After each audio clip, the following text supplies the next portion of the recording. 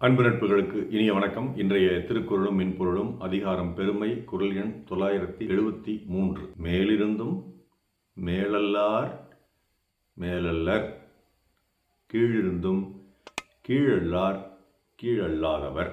மேல்நிலையில் இருப்பவர்கள் எல்லாம் மேலான பண்புகள் இல்லாமல் இருந்தால் அவர்கள் மேலான மக்கள் அல்ல.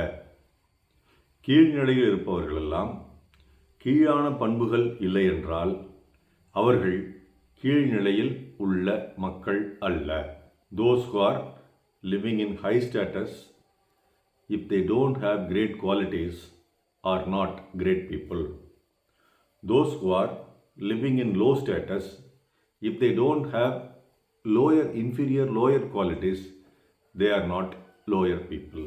இதுவும் பொன் எழுத்துக்களால் பொறிக்கப்பட வேண்டிய ஒரு சமத்துவ சமூக நீதி குறள். அந்த காலத்தில், இந்த காலத்திலேயே பெரியார் பிறப்பதற்கு முன்பாக மேல் சாதி கீழ் சாதி என்றும் தாழ்த்தப்பட்டவர்கள் என்றும் பெரிய பிரிவு இருந்துச்சு. தாழ்த்தப்பட்டவர்கள் என்று கருதப்பட்டவர்கள் செருப்பு அணிய முடியாது, துண்டை தோளில் போட முடியாது, இந்த கக்கத்தில் வச்சுக்கிட்டு தான் போகணும். யாராவது எதிரில் உயர் சாதிக்காரர்கள் வந்துவிட்டால் இவர்கள் ஒதுங்கி நிற்க வேண்டும், அவர்கள் மேல் படக்கூடாது என்று. பொது இடங்களில் தேநீர் கடையில் இவர்களுக்கென்று தனிக்கோலை இருக்கும். சிலர் வீட்டு வேலை செய்வார்கள், அவர்களுக்கென்று தனியாக ஒரு தட்டு ஒரு டம்ளர் வச்சுருப்பாங்க வீட்டில். இந்த மாதிரியான ஒரு பிரிவுகள் பொது இடங்களில், கல்விச்சாலைகள், இந்த பிரிவுகளை பற்றியெல்லாம் நம்ம பேச வேண்டிய அவசியம் இல்லை, அவ்வளவு இருந்துச்சு. இது பல காரணங்களால் சில காலங்களாக கடைபிடிக்கப்பட்டு வந்தது. அதற்கு பல காரணங்கள் சொல்கிறாங்க, அந்த காரணத்துக்குள் நாம் போக வேண்டியதில்லை. இப்படி நடந்து கொண்டவர்கள் எல்லாம் மேல் ஜாதி என்று கருதப்பட்டார்கள். அவர்களுக்கு இந்த அளவுக்கு மதிப்பும் மரியாதையும் கொடுத்தவர்கள் எல்லாம் கீழ் ஜாதி என்று கருதப்பட்டார்கள். இந்த மேல் ஜாதியில் பிறந்தவர்கள் எல்லாம் மேலான குணங்களை கொண்டிருந்தார்கள் என்றால் அவர்கள் மேலானவர்கள். பிறப்பால் மட்டுமில்லை, குணங்களாலும் அவர்கள் மேலானவர்கள். மாறாக மேல் சாதியில் உள்ளவர்கள் கீழ்த்தரமான குணங்களை கொண்டிருந்தால் அவர்கள் மேலானவர்கள் அல்ல. மனிதனை மனிதன் தொடக்கூடாது, மனிதனை மனிதன் மதிக்கக்கூடாது என்ற ஒரு கொள்கை இருந்துச்சுன்னா அது எப்படி ஒரு மேலான கொள்கையாக இருந்திருக்க முடியும்? அந்த கேள்வியை நான் கேட்டு பாருங்க. அடுத்த விஷயம், கீழ் ஜாதியில் இந்த மாதிரி அடக்கமாக ஒடுக்கமாக அடிமைப்பட்டு கிடந்தவர்கள் எல்லாம் கீழானவர்கள்னா அவர்களா அப்படின்னா இல்லை. அவர்களிடமும் மேலான பண்புகள் இருந்தால், குணங்கள் இருந்தால் அவர்கள் கீழானவர்கள் அல்ல, மேலானவர்கள் அப்படின்னு இந்த சாதி பிரிவை வைத்து இந்த குறளை ஒரு வகையில் பார்க்கலாம். இன்னொரு வகை, மேல்நிலையில் பணியில் இருக்காங்க, உயர் பணியில், ஒரு அலுவலகமோ அல்லது ஒரு நாட்டினுடைய அதிகார அமைப்பிலேயோ உயர் பதவியில் இருக்கிறாங்க.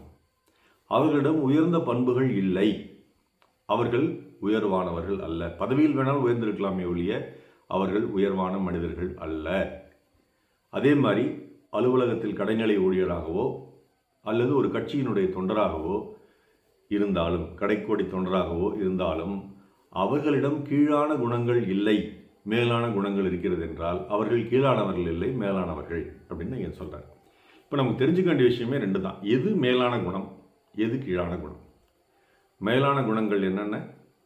அன்பு இருக்கணும், அருள் இருக்கணும், இன்சொல் இருக்கணும், புன் சிரிப்பு இருக்கணும், உதவும் தன்மை இருக்கணும், மனிதநேயம் இருக்கணும்.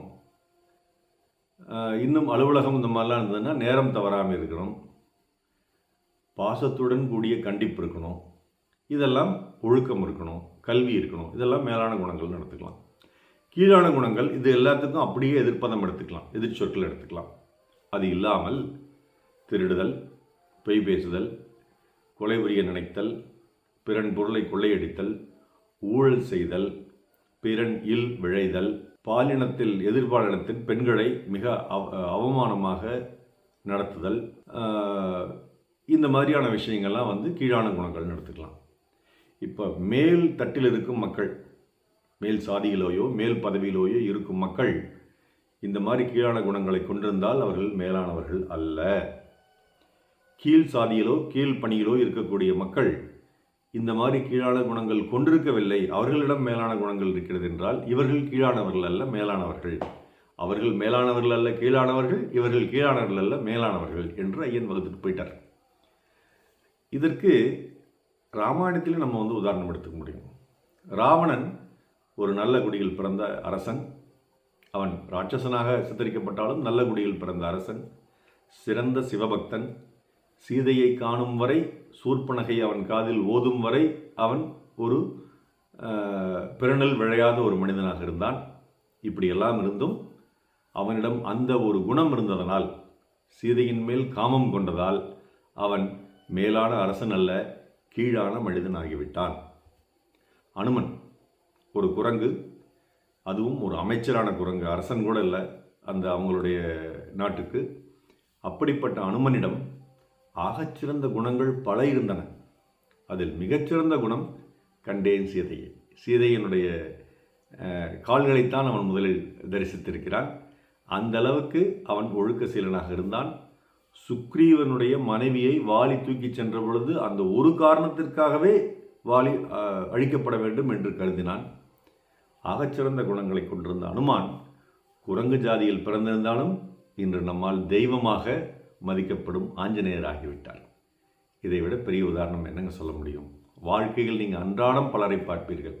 தான் மேன்மக்கள் என்று சொல்லிக் கொண்டிருப்பவர்களிடம் கீழான குணங்கள் இருக்கும், மேன்மையான குணங்கள் இல்லாதிருக்கும். அவர்கள் யாரும் மேன்மக்கள் அல்லர். கீழ்மக்கள் என்று நாம் நடத்தும் பலரிடம் கீழான குணங்கள் இல்லாமல் மேலான குணங்கள் இருக்கும். அவர்கள் யாரும் கீழ்மக்கள் அல்லர். ஒரு கவிதை. ஒரு ஆச்சாரமான வீடு. வேலைக்காரி வருவாள், வேலை செய்துவிட்டு செல்வாள், வீடு சுத்தம் செய்யப்படும். கொரோனா வந்தது. வீட்டுக்காரர் இருவருக்கும் கொரோனா வந்தது.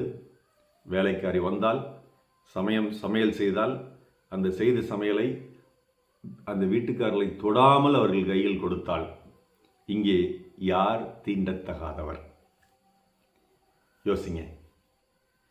மேலிருந்தும் மேலல்லார் மேலல்லர், கீழிருந்தும் கீழல்லார் கீழல்லாதவர்.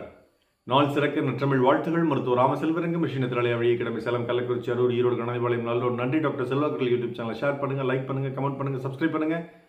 வணக்கம்.